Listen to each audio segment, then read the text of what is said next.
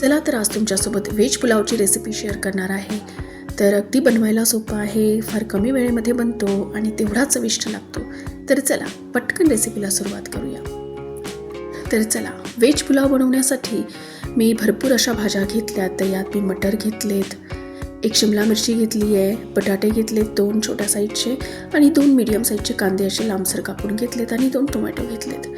आता मिक्सरच्या जारमध्ये थोडी अद्रक, 2-3 लसणाच्या पाकळ्या आणि 1 टोमॅटो घालून आपण याची पेस्ट करून घेऊया. आणि इथे 2 छोट्या वाटीने मी तांदूळ घेतलेत. तांदूळ स्वच्छ धुवून ते असे भिजत ठेवलेत आणि थोडेसे सोयाबीन घेतले जे मी बॉईल करून घेतलेले आहेत. तर चला पुढची तयारी करू. तर कुकरमध्ये आता तेल घातलं आहे. तर 3-4 चमचे मी इथे तेल घालून घेतलं आहे. तेल थोडं गरम झालं की यामध्ये 1 चमचा जिरं घालायचं. जिरं थोडं तडकू द्यायचं आणि जिरं तडकलं की यामध्ये आपण कांदा घालूया. आता कांदा हा चांगला ब्राऊन होईपर्यंत आपल्याला परतून घ्यायचा आहे. तर अगदी सोप्या पद्धतीने हा पुलाव बनतो आणि रात्रीच्या वेळेमध्ये बऱ्याचदा भाजीपोळी खाण्याची इच्छा होत नाही. तर हा पुलाव तुम्ही नक्की ट्राय करू शकता. कांदा थोडा ब्राऊन झाला की यामध्ये आपण सोयाबीन घालू आणि सोयाबीन तेलामध्ये चांगले परतवून घेऊ, म्हणजे याची ना छान अशी टेस्ट लागते. तर सोयाबीनना कधीही बॉईल करूनच यूज करायचे, कारण त्यात ना एक फ्लेवर असतो जो की ना नाही चांगला लागत जर आपण न बॉईल करता खाल्ले तर. आता टोमॅटो, अद्रक आणि लसणाची जी पेस्ट करून ठेवली होती ती यामध्ये घालू आणि आता आपल्याला याला चांगलं परतून घ्यायचं आहे. साधारण 5 ते 10 मिनिटासाठी आपल्याला याला व्यवस्थित परतून घ्यायचं आहे, म्हणजे अद्रक, लसूण, टोमॅटो हे चांगले परतले पाहिजेत.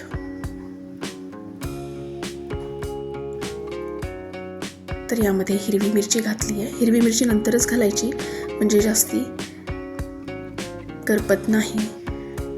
त्यानंतर चिरलेल्या भाज्या घालून घेऊ. तर यात मी बटाटे घातलेत, मटर घातलेत, शिमला मिरची घातली आहे आणि सगळं ना मी असं मीडियमच कापून घेतलं आहे, म्हणजे मुलांना ना भाज्या अशा जास्त तोंडात आलेल्या आवडत नाहीत. तर अशा पद्धतीने घातल्या की त्या जास्त दिसूनही येत नाहीत आणि मुले खाऊन घेतात.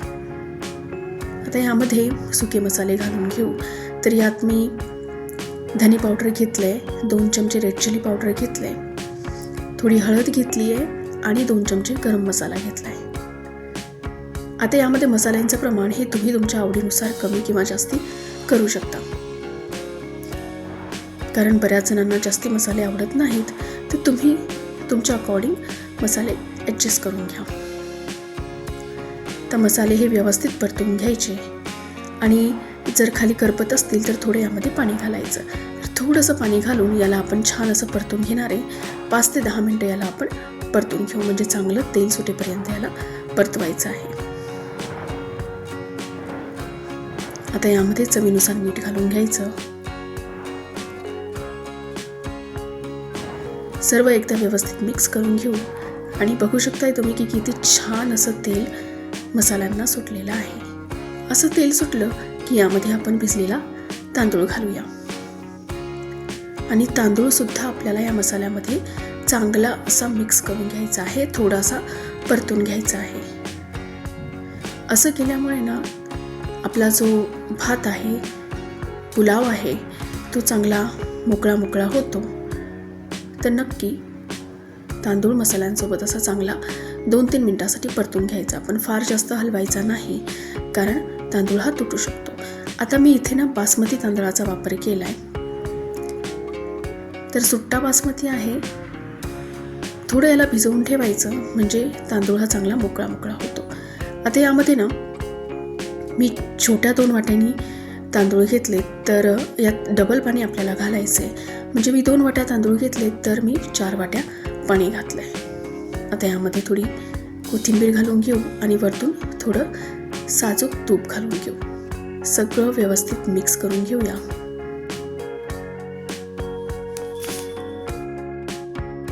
तर सगळं काही अगदी व्यवस्थित मिक्स करून घेऊ आणि आता आपण कुकरचं झाकण लावून घेऊया आणि तांदूळ हे चांगले भिजले तर 2 शिट्ट्यांमध्ये पुलाव हा रेडी होतो. तर कुकरच्या 2 शिट्ट्या आपण करून घेऊ. आणि आता कुकरची पूर्ण वाफ ही आपोआप निघलेली आहे. तर तुम्ही बघू शकता की पुलाव हा रेडी आहे आणि किती मोकळा मोकळा असा हा पुलाव बनलेला आहे. तर मस्ट ट्राय रेसिपी आहे. एकदा नक्की या पद्धतीने तुम्ही पुलाव बनवून बघा. जर आजची रेसिपी तुम्हाला आवडली असेल तर प्लीज व्हिडिओला लाईक करा.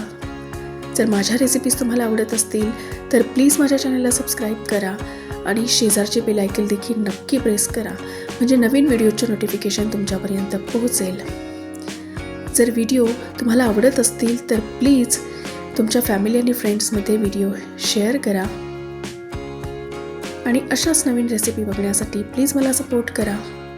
चला तर भेटूया नेक्स्ट व्हिडिओमध्ये नेक्स्ट रेसिपीसोबत.